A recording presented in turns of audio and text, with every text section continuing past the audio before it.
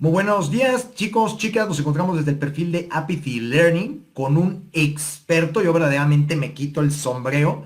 Miguel Molina Cosculluela. Él es CEO de Analyticus. Es una compañía que se encuentra especializada en todo lo que tiene que ver con soluciones de aprendizaje automatizado, inteligencia artificial, machine learning, para crear caminos del estudiante y que en este caso podemos encontrar las áreas de oportunidad para que se maximice el aprendizaje de una persona. Aquí en este caso, y nos encontramos ya muy puntualmente con datos de 2020, nos topamos que ya algunos analistas plantean que sería más conveniente quizá estudiar una nanocarrera. A lo mejor ya no debemos especializarnos en una universidad. Y pues vaya, creo que aquí Miguel nos puede dar un recorrido muy interesante de hacia dónde se marcan las tendencias de 2021 en términos de formación estudiantil, profesional y capacitación empresarial. Miguel, de verdad, un gustazo. Muchísimas gracias por acompañarnos por acá. Un saludo hasta Italia, si mal no estoy. Así es, mi querido Juan Pablo. Bueno, muchas gracias. Antes que nada, gracias por la invitación. Un placer estar acá. En efecto, acá buenas tardes, pero buenos días para los que nos escuchan de aquel lado del hemisferio. La conectividad de la nueva normalidad, al fin y al cabo. Miguel, justamente digo, ahorita lo platicábamos, seguramente vamos a retomar algunas cuestiones que estábamos desarrollando antes de este en vivo. Voy a poner los datos sobre la mesa. Actualmente ya 46% de las personas en la región latinoamericana no se dedican a lo que trabajan. Algunas personas mencionan que es por un tema de obsolescencia de los conocimientos, otras por un tema de que no se capacitan. Estamos hablando de que solamente 15 de cada 100 personas siguen con una formación continua. ¿Tú cuál crees que debería ser el camino de un estudiante o de una persona profesionista dentro de este marco, sobre todo con los retos que nos ha traído la pandemia por COVID-19? Claro, muy buena pregunta y la voy a conectar con un poco los tres temas que has tocado hasta ahorita. Datos, inteligencia artificial, Uh -huh. microcredenciales o educación modular y las necesidades que hoy estamos viviendo. Uh -huh. Y con eso te respondo la pregunta de hacia dónde creo que un estudiante debería de ir. Bueno, la educación está, a diferencia de otros sectores que han vivido una transformación muy importante en los últimos años, acompañada de los datos, la capacidad de almacenarlos, la capacidad de procesarlos, la capacidad de identificar patrones. Y hicimos el ejemplo en donde en entretenimiento tienes a alguien como Netflix o Blim, Uh -huh. que pone al consumidor en el centro, tú ves lo que quieres cuando quieres, la experiencia de retail, que pone al consumidor en el centro, tú compras lo que quieres, se te recomiendan cosas, se maximiza tu experiencia. En el caso de la educación, todavía estamos en un esquema muy rígido, o hemos Uh -huh. estado en un esquema muy rígido porque eh,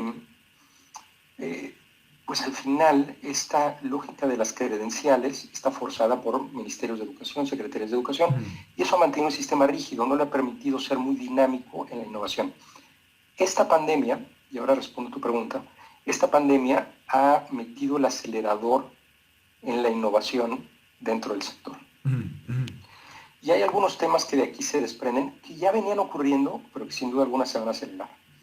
Uno de ellos es cómo puedes asegurarte, en la medida de lo posible, de que un estudiante, una persona, va a contar con las competencias necesarias en el mediano o largo plazo. Uh -huh. Esto quiere decir, hoy cuando completas tu educación formal, llamémosla así por un segundo, que son estos primeros años de 20 primeros años de vida, sales con ciertas competencias. Uh Al muy -huh. poco tiempo, dadas las disrupciones continuas que están ocurriendo, tus competencias se pueden volver obsoletas o el apetito del mercado va a requerir unas competencias Uh -huh. que no necesariamente recibiste dentro de este periodo de educación formal de tus primeros 20 años. Respondiendo a tu pregunta, ¿hacia dónde creo que se debería ir un estudiante hoy? Bueno, sin duda alguna creo que las instituciones educativas deberían de hacer un foco extraordinario Uh -huh. en el desarrollo de competencias transversales, como le llama el Banco Interamericano, o competencias blandas, temas de creatividad, self-learning, Uh -huh. resiliencia, curiosidad, porque al final estas competencias te van a dar las herramientas para desarrollar las competencias duras a lo largo de tu vida. Esto hace poco lo mencionaba en una entrevista en Colombia. Hoy, si tú crees que al terminar tu educación y graduarte se acabó el estudio, estás completamente equivocado. Muy rápidamente te vas a volver obsoleto o vas a quedar en un rol muy comoditizado. Entonces, el rol de las instituciones creo que cada vez más debe de ser el darte esas competencias transversales, por un lado, y por el otro, el intentar maximizar esas competencias duras que vas a necesitar inmediatamente cuando te gradúes. Ahora, esas competencias duras hoy requieren el espectro de competencias y de conocimientos que se espera ha crecido tanto que forza a las instituciones a ser mucho más flexibles. Y ahí viene un concepto que hace mucho sentido, que es el de microcredenciales o un poco la educación modular. Que más allá de que puede afectar en este aprendizaje continuo post-educación formal, durante tu periodo de educación formal, pues ya no solamente estudias sistemas, ahora puedes entender sobre el desarrollo de aplicaciones web, pero no, también desarrollo de aplicaciones móviles, pero no, también redes, pero no, también manejo de soluciones RFDI, etcétera, etcétera. Entonces, el espectro es tan grande que requiere que las instituciones flexibilicen esta suerte de programas para poder tener un espectro mucho más grande que esté alineado con la empleabilidad, alineado con el perfil deseado de egreso y alineado con las competencias naturales que tiene el estudiante. Esa fue la respuesta larga a la pregunta. No, pero son preguntas que tienen evidentemente pues toda una bagatela y un amplio crisol de respuestas que creo que debemos poner sobre la mesa. Fíjate que en ese aspecto hoy me gustaría preguntarte lo siguiente, apuntando a lo que tú mencionabas. No recuerdo honestamente bien el dato, pero me parece que era que 17% de la población, una vez que sí termina una licenciatura, una ingeniería, etcétera, sí sigue preparándose. El resto, como bien comentas, cree que concluye con esa parte de la preparación profesional y ahí se detiene. Seguramente tú lo escuchaste, a mí me lo decía muchísimo mi mamá. Era un tema de que, oye, es que no deberías estudiar medicina porque te vas a seguir preparando toda tu vida. Y me parece que eso más bien se ha migrado a todas las profesiones. ¿Tú cuáles consideras en ese aspecto que deben ser esas competencias transversales que debemos desarrollar? Las que tú consideres, porque digo, hay muchísimas. Mira, creo que yo tengo niños pequeños. Uno de los temas en donde creo que por lo menos más foco estamos intentando poner es en las competencias sociales, en las competencias que tienen que ver con trabajo en equipo, con liderazgo, con negociar. Para mí esas, desde donde estoy parado, pues son clave. Son competencias que te van a dar un edge, pero tienes todo este tema que no va a ser reemplazado por la máquina. Todos los temas relacionados con creatividad, relacionados con... se vuelve clave el tener ese espíritu de curiosidad y de self-learning. Me parece que ese es el centro que yo diría es el corazón que me gustaría que mis hijos desarrollaran como las principales competencias transversales. Al final se vuelve cada vez más irrelevante saber, y no digo que no lo sea, pero cuando aprendimos, pues muchas cosas las memorizamos. Y hace no mucho escuchaba en una conferencia a alguien que decía, en el momento que un estudiante te pregunta, profesor, ¿eso va a venir en el examen? Es absolutamente irrelevante lo que se está enseñando. Significa que el estudiante no le ve ninguna aplicabilidad al mundo real. Si el estudiante está conectado entre el contenido y su aplicabilidad, la pregunta de profe, ¿eso viene en el examen? Se vuelve completamente irrelevante. Entonces, hoy estamos a un pasito de un celular y decirle, oye, ¿cuándo se descubrió América? ¿A qué edad pasó esto? y cuáles son los principales X o Y o Z. Mm. Eh, Se vuelve mucho menos relevante eso que nosotros aprendimos como a punta de memorización, pero se vuelve mucho más relevante ahora que estamos hiperconectados con todos los dispositivos, el tener capacidad de desarrollarse con otras personas, capacidad de comunicar una idea, Mm. capacidad de síntesis, capacidad de análisis. Creo que esas competencias son, eh, para mí, la base donde se deberían dar. Fíjate que ahí tocaste un punto que me pareció increíble, ¿eh? Esto va muy de la mano, primero con un informe de OCC Mundial. Este plantea que el 60% de las personas liderando equipos justamente les faltan esas habilidades, o sea, empatía, resiliencia, negociación, comunicación, comprendimiento, etcétera. Y a la par nos encontramos con dos datos. Cuando LinkedIn Learning lanzó en 2020, bueno, ¿cuáles son las competencias que deberías desarrollar este año? De las 20, 12 eran habilidades esenciales o soft skills, como las que ustedes llaman, y plataformas como Coursera, Udemy, etcétera. Más de la mitad de los cursos más pedidos, incluido LinkedIn Learning, van vinculadas al desarrollo de esas habilidades. Incluso la más buscada es cómo hablar en público. Wow, no sabía eso, súper Entonces, interesante. yo ahí, por ejemplo, me gustaría consultarte, entonces, retomando esta cuestión de la parte del reemplazamiento, perdón si no es la palabra correcta, de las máquinas. Te la voy a dejar muy abierta como para que tú nos des un mejor insight de lo que yo podría. ¿Qué ocurriría ahí? O sea, la máquina viene a ser un complemento, viene a ser un potenciador, viene a ser un sustituto. ¿Qué ocurre ahí? Muy buena pregunta y además cuando se habla ya de inteligencia artificial debería de ir siempre el apellido ética, ¿no? Ok. Eh, y siempre deberíamos de intentar hablar de ética e inteligencia artificial en un mismo enunciado. Habiendo dicho eso, hay un par de temas que a la gente le preocupan, sin duda alguna. Y uno de ellos es qué tanto va a reemplazar la máquina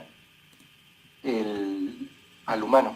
Ujú, Y sin duda alguna va a haber un reemplazamiento de todos los trabajos clericales. ujú, Todo el trabajo repetitivo que no requiere estas competencias blandas, tarde o temprano va a ser reemplazado. ujú. Y ahí es donde se vuelve todavía mucho más apremiante el desarrollar esas competencias blandas para poder, y ahí es donde la inteligencia artificial juega el rol que a todos nos debería apasionar, para que nos dé superpoderes. Y la inteligencia artificial al Mm, final lo que busca es lo que en inglés le llaman augment, ¿no? mm, Eh, Imagínate como médico, pues que no nada más has aprendido a leer un análisis de un ultrasonido o de un electrocardiograma, sino que la máquina te dice, mira, este electrocardiograma, porque yo ya leí 700,000, se mm, parece a estos 25 que han presentado después de 5 años estos patrones. mm, Eso no reemplaza al médico, pero le da mm. superpoderes para poder tomar medidas. Ahí es donde está el plus. Eh, no va a estar en la memorización, sin duda alguna, no va a estar en los temas clericales. Mm. Esa sería un poquito mi visión de la pregunta, mi querido Juan Pablo. Con gusto. Y fíjate que ahí interviene, yo creo que la parte del reskilling y el upskilling, como pequeña acotación, como para plantearlo sobre la mesa. Yo acabo de descubrir el término, no crean que soy experto.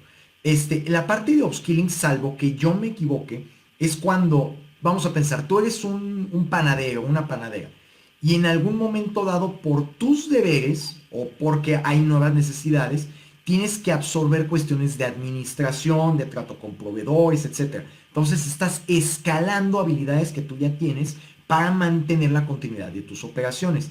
Y el reskilling es que, igual mismo caso, eres un panadero, una panadera, y te dedicas a hacer cupcakes. Sin embargo, te das cuenta de que de pronto ya sabes que hay un mercado de posibilidades en el tema de pasteles de boda. Entonces haces reskilling. Ahí lo que me gustaría preguntarte en este caso, Miguel, es qué deberían o qué camino deberían tomar las empresas bajo estas dinámicas que ya hemos planteado. Yo creo que son las dos. Yo Mm, creo que la empresa que se duerme en sus laureles y eso va más allá de eh, generar un producto y ser exitoso con él. Eso va en innovar en otras áreas. Justamente como decías, ahora necesitamos hacer pasteles de boda. Bueno, eso va a requerir hacer reskilling, pero también necesitas hacer upskilling porque la competencia es salvaje y necesitas tener a tu equipo preparado con el último conocimiento de estas competencias duras, ¿no? Entonces, yo creo que es una mezcla entre reskill y upskill. Y las organizaciones deberían de verlo así. Yo creo que si quieres profesionalizar tu unidad de negocio, posiblemente suena más natural hablar de upskill, pero si vas a abrir una unidad nueva de negocio, posiblemente suena más natural hablar de reskill, ¿no? Bueno, fíjate que aquí me parece que interviene algo. Esto lo planteábamos con una consultora especializada en recursos humanos, Cristina Rocha, de bueno, ¿cuántas veces al año se recomienda que hagas upskilling o reskilling? O ahí tú, ¿cuál considerarías que debería ser el camino? Tanto una persona como profesionista o una empresa. O sea, cada cuánto debería invertir en la capacitación de su gente e incluso en qué áreas, si me permites preguntarte.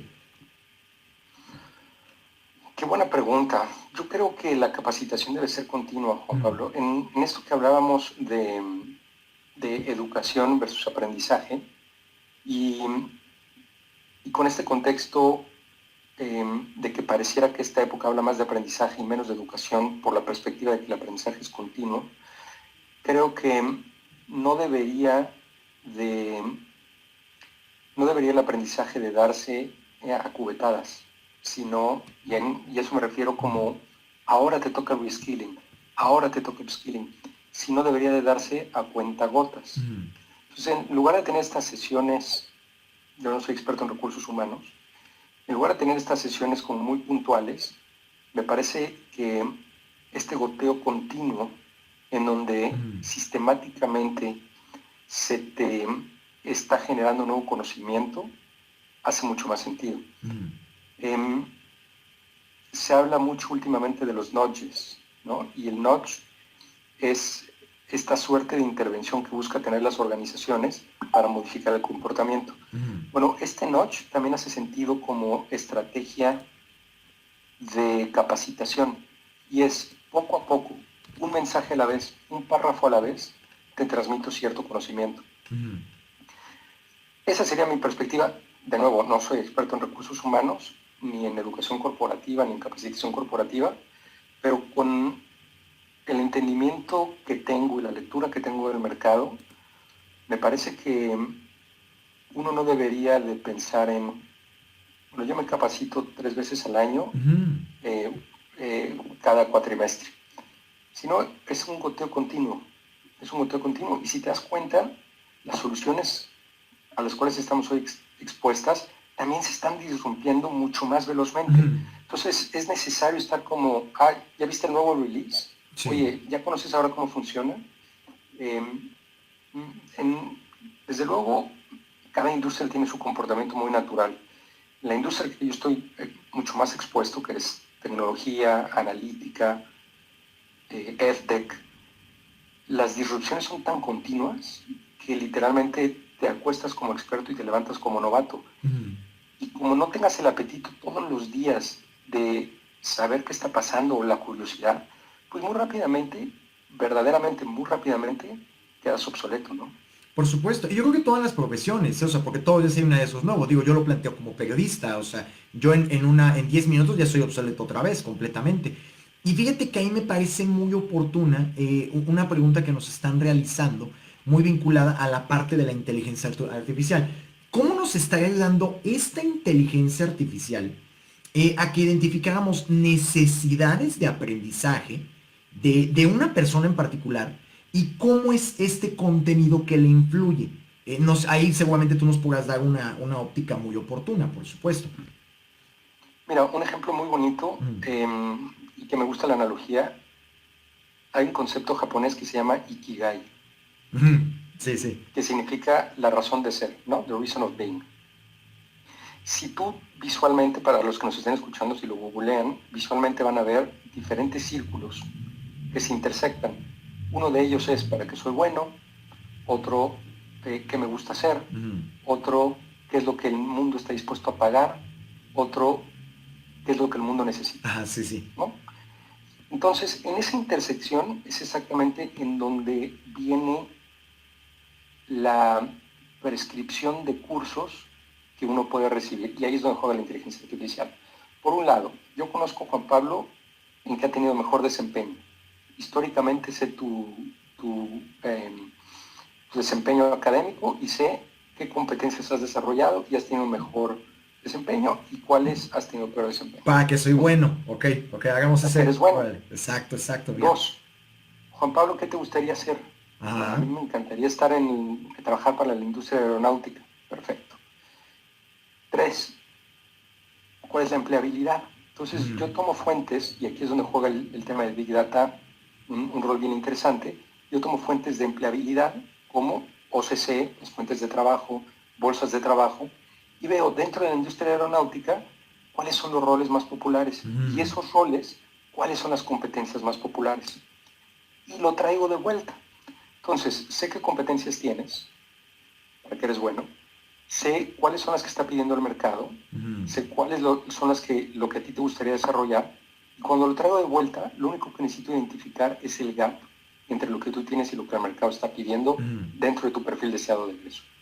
Y con eso te puedo prescribir un curso y decir, Juan Pablo, tú quieres trabajar en la industria aeronáutica, necesitas esta competencia, esta competencia, esta competencia, te recomiendo este curso para desarrollar esta, seguido de este curso para desarrollar esta y esta y esta, seguido de este curso. Ahí es donde creo que cierra perfectamente esta historia de en donde la inteligencia artificial y la capacidad de explotar los datos nos funciona en la personalización de la educación. Que eso nos requiere muchísima proactividad también como personas, o sea, como profesionistas. En algún momento yo llegué a leer esta parte de que cuando tú lees un libro, pues evidentemente no vas a leerlo en una sentada, pero con que a lo mejor con que leas una página al día es más que suficiente. En una página cero no es nada. Y que incluso en tus tiempos libres tú los canalices o los capitalices hacia cosas que te interesan. Puedes estar de vacaciones y a lo mejor aproveches para leer el libro que ya tenías ahí un poco abandonado sobre inteligencia artificial y demás, ¿no? Justamente, pero me parece que eso es un tema de cambio de paradigma. Déjame checar porque me parece que nos están haciendo otra pregunta. Ah, mira, muy vinculado al tema de aprendizaje adaptativo, que va muy de la mano lo que estabas planteando. ¿Cuáles son las ventajas que ofrece a una persona, por ende a la organización, tomando a consideración que como personas no somos bienes que nos depreciamos? Somos personas, o sea, mientras más conocimiento tengamos, mejor vamos a hacer nuestro trabajo. Y esto va muy de la mano con el indicador que platicábamos hace rato, de que 66% de la población asumió nuevas funciones en la pandemia, quiero decir. Mira, el tema de aprendizaje adaptativo creo que va un poquito más en utilizar componentes de inteligencia artificial para entender profundamente al individuo, caracterizarlo. Una vez que tú lo logras caracterizar, tienes la capacidad de entender cómo Juan Pablo aprende mejor. Si yo entiendo Juan Pablo cómo aprende visualmente, kinestésicamente, auditivamente, necesitas una persona que te lo explique, necesitas un video, etcétera, etcétera, etcétera. Tengo capacidad de, mientras Juan Pablo va desarrollando esas capacidades o ese conocimiento, poder adaptar el contenido para Juan Pablo con miras a maximizar tu capacidad de aprendizaje. La forma en la que tú aprendes, a pesar de que sea el mismo tema, no necesariamente es la misma en la que yo aprendo. Y eso lo veíamos de manera muy empírica cuando éramos pequeños. Mi hermana hacía resúmenes y yo repetía en voz alta, ¿no? Oye, ¿qué es eso, un acordeón? No, lo escribo porque así memorizo. Claro. Cada quien tiene un poco eso. Bueno, hoy cuando lo llevas a este espectro de tecnología y educación digital, pues es mucho más fácil porque puedo medir qué es lo que resuena con la capacidad de Juan Pablo y qué es lo que resuena con la capacidad de Miguel para maximizar el aprendizaje. las plataformas hoy nos permiten justamente adaptar el contenido y la forma de otorgar ese contenido a las personas, evidentemente con miras a incrementar su desempeño. Es ahí la raíz del aprendizaje adaptativo. Fíjate que ahí también para irlo cerrando, me gustaría hacerte esta pregunta. De los principales motivos que tienen en las organizaciones para no invertir en capacitación o en tiempos de capacitación, o incluso lo que platicábamos, ¿no? De que ya debería existir un perfil de gestora o gestor del conocimiento que defina cada cuánto se tienen que hacer este tipo de inversiones, cómo hacerlas, con qué tipo de tecnologías, microlearning, video-based learning, gamificación, etcétera. Este perfil no existe tanto en las empresas y esto ocurre porque se las come la operación diaria a veces y el principal motivo es que no hay tiempo. Como que siempre ese es el motivo, es que no hay tiempo, ya ni siquiera no hay recursos, es que no hay tiempo. ¿Tú cuál crees que debería ser el camino empresarial a lo mejor en tres puntos, en tres claves? De hoy, ¿sabes qué? Sí deberías hacerlo y hazlo bajo esta perspectiva. Yo en algún momento la que escuché era que por lo menos una vez a la semana tú le digas a tu gente 2 horas para que se dedicara a investigar, a leer, etcétera. Como muy bajadito el escalón, ¿no? Pero me parece un buen enfoque. ¿Tú cuál crees que debe ser el camino? Mira, me vienen dos pensamientos. Ujú. Mientras lo ibas haciendo la pregunta, uno de ellos es, si las organizaciones piensan, que es muy famosa esta frase, si las organizaciones piensan que la capacitación es cara, imagínate qué tan cara es la ignorancia. Sí. Eh, entonces, creo que las organizaciones que dicen, no, es carísimo esa capacitación, bueno, ¿cuánto te cuesta el que la gente no pueda desempeñarse al 100? Y esto otro que mencionabas de ciertas organizaciones que permiten o que tienen asignadas estas cubetas de 2 horas, etcétera. Tengo ahí un par de pensamientos. Uno, todos conocemos la historia de Google, en donde en algún momento, creo que ya no lo hacen, pero en algún momento todos los empleados tenían un porcentaje de horas para trabajar en un proyecto personal. El proyecto tenía que ser definido, tenía que haber ciertos entregables, etcétera, pero eso requería, se alineaba muy bien con los intereses de la persona y lo obligaban a estar capacitando, a estar probando, a estar diseñando, a estar desarrollando, a estar aprendiendo. Creo que, esta es mi perspectiva, creo que más que una lógica de utilizas estas 2 horas para aprender, creo que las organizaciones deben de intentar empujar un esquema basado en objetivos que force el aprendizaje continuo. En ocasiones va a ser de 30 minutos, pero en ocasiones va a ser de 4 horas. Cuando, y evidentemente pues esto depende del tipo de negocio, el sector, etcétera, pero cuando tú le facilitas a la gente este aprendizaje continuo como parte de su modus operandi, se vuelve un círculo virtuoso. Y creo que es hacia allá hacia donde debería de apuntar las organizaciones. Es aprendizaje continuo, no es aprendizaje puntual, ¿no? Eso sería mi pensamiento sobre la pregunta. Que había cabo lo que nos lleva a la industria 4.0. Y aquí, mira, porque nos acaban de hacer una pregunta, nada más quiero complementarla un poquito. En América Latina, 75% de la población odia su trabajo, o sea, de plano. Y lo que más piden, no, te lo juro, ese es el dato, ¿eh? O sea, que dices, sabes que no me gusta mi trabajo. Y lo que más piden es, ¿sabes qué? Es que a mí dame oportunidades de crecimiento. Eso no quiere decir forzosamente más recurso, sino dame pues más equilibrio entre mi vida personal y laboral. Dame este tipo de proyectos como el que tú comentas de Google. Y algo que a mí me pareció muy relevante, dame buen clima organizacional y dame también posibilidades de yo capacitarme, de invertir en mi conocimiento, en mi desarrollo. Y eso me lleva a esta pregunta.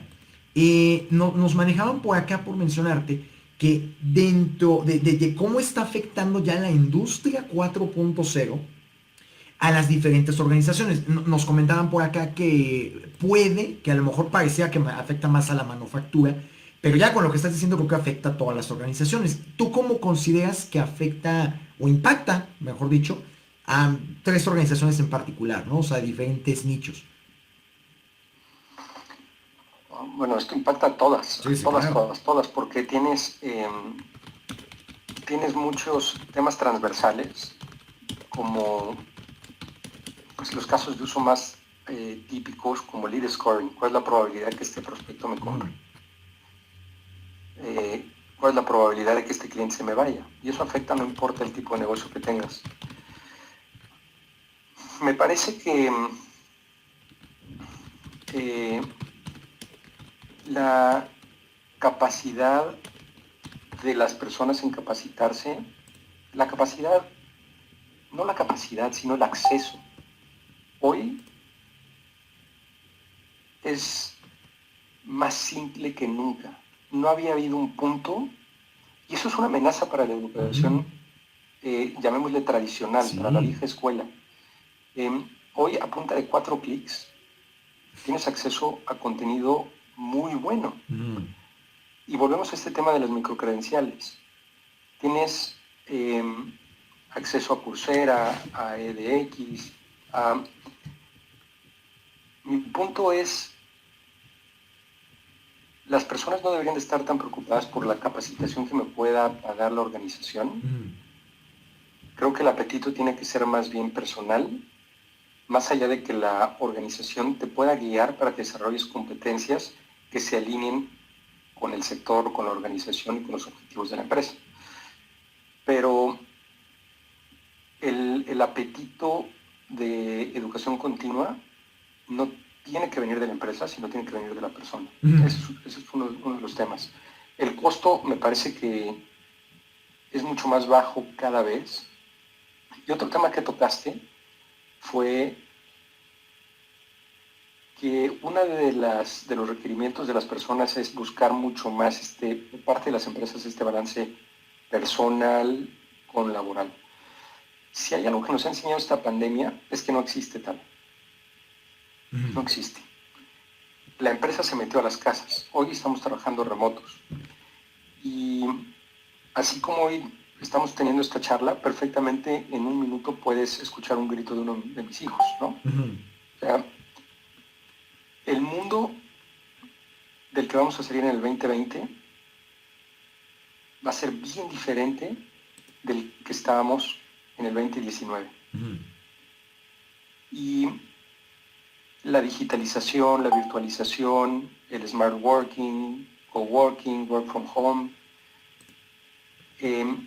creo que va a ser una disrupción sobre todo en esta generación de millennials y generación Z, que no van a querer regresar a la oficina como la conocíamos.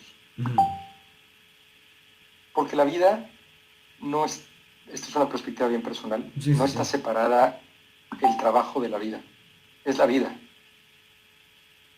No es lo personal y lo laboral, es la vida.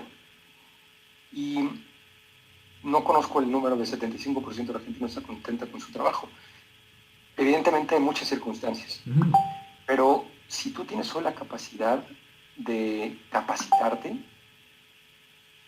con lo que te gusta, en lo que te gusta, a 4 clics y por $75, que es lo que te cuesta un curso online. Y uno caro, o sea. Realmente creo que recae mucho sobre la persona. Creo que las expectativas del corporate life, en donde la organización va a invertir en mí para que me capacite, la organización me va a mantener aquí los próximos 30 años, eso ya no existe. Creo que es la persona la que debe ser el driver de su propia capacitación. Esa es una perspectiva muy personal. Claro. Tocamos un punto buenísimo. Mira, ese qué te parece si lo dejamos, porque es que está padre, o sea, está padre esa dinámica también. Y más con ese datito, porque es que yo cuando lo leí fue así de, ok, está muy relevante. Pero pues mira, Miguel, yo no te quiero quitar más tiempo, te agradezco muchísimo. Si tienen interés, la verdad es que Miguel puede proporcionarles muchísimas soluciones en el tema de analíticas, como vieron en esta parte también de aprendizaje y de consecución del aprendizaje, tanto para organizaciones como para el alumnado en general, en universidades, centros de estudios, etcétera. Él también es speaker profesional, vamos a llamarlo así, o sea, se dedica a dar esta serie de análisis y demás, es un experto completamente, incluso ha participado salvo que yo me equivoque, por favor Miguel y corrígeme, en algunos temas con gobiernos, ¿no? O sea, de Reino Unido y demás. Entonces, búsquenlo o pueden encontrarlo en LinkedIn, por supuesto, como Miguel Molina Cosculluela, o sigan también las redes sociales de su organización, que es Analyticus. Se las voy a deletrear: A como en alfa, N como en noviembre, A como en alfa, L como en Lima, Y como en yoyo, T como en tango, I como en iglesia, K como en kilo, U como en universo, S como en sierra, para que con muchísimo gusto revisen y consideren todas las opciones que pueden recibir por parte de él. Miguel, ¿algo más que tú quisieras agregar? No, muchas gracias por la invitación. A la orden, felices fiestas a todos y que el 2021 sea un año lleno de aprendizaje. Ya lo dijo Miguel, ahí tienen el dato y por supuesto los buenos deseos. Muchísimas gracias, nos vemos en estos días. Y Miguel, la puerta está así, de par en par, ¿no? Para que nos volvamos a encontrar por acá. Seguro que sí. Muchas gracias, Juanpa. Muchísimas gracias, Miguel.